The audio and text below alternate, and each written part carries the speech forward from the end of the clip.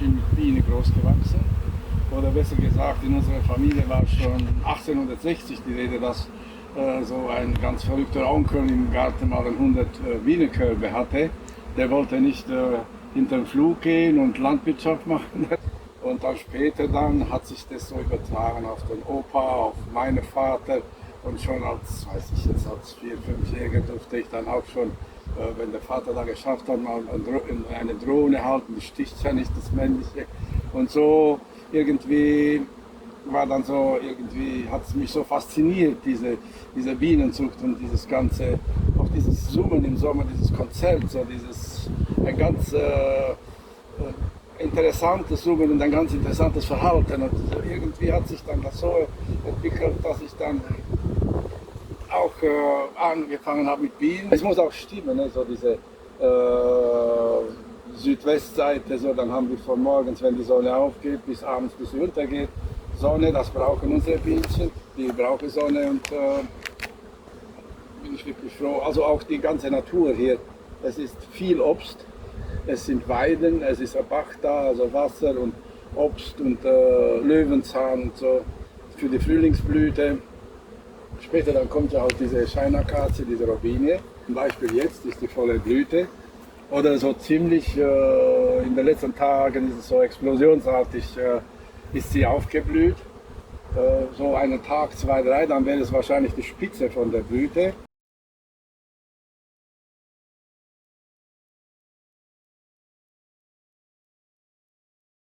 Es sind auch viele Wanderimker hier, von überall her. Ich glaube, halb Deutschland ist jetzt hier.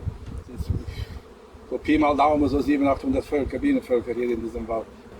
Diese tolle Luft und jetzt auch dieser tolle Duft von der Akazie. So. Und auch ansonsten ist es hier wirklich so ganz naturbelassen. Es wird hier nichts gesprüht oder gespritzt. Die Bäume, die leben so, wie Gott sie gelassen hat. Da wird nichts herumgeschnippelt oder gespritzt. Und dieser Honig hier auch, was die so an diesem Heidewald mögen, wollte ich noch sagen, dieser, kann man sagen, ist so gut wie Bio, weil hier kommt keine Chemikalien in diese Gegend, ne? Also nichts gedüngt oder nichts von oben gesprüht oder so in diese Richtung. Und die Leute sind auch sehr zufrieden hier.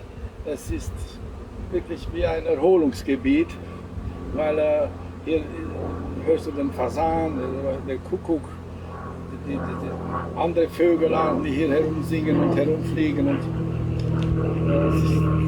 Reh und Fuchs und Hase und Wildschwein, es gibt alles hier in diesem Wald.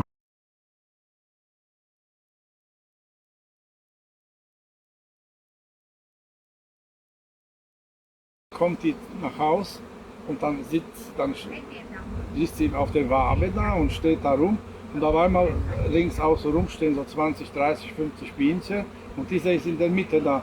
Dann dann dreht sie sich, dann irgendwie ist, wie wenn sie auch die Köpfe zusammenstecken, wie wenn die wahrscheinlich nicht nur durch den Schwänzeltanz, man könnte es ja wahrscheinlich nicht hören oder sehen, aber sind da mit den Köpfchen da so zusammen und dieser in der Mitte da macht auch irgendetwas Bewegungen und darum und die anderen gucken dann so, ne? Und dann dreht sie sich wieder und tänzelt da wirklich so wie auf einer Bühne. So.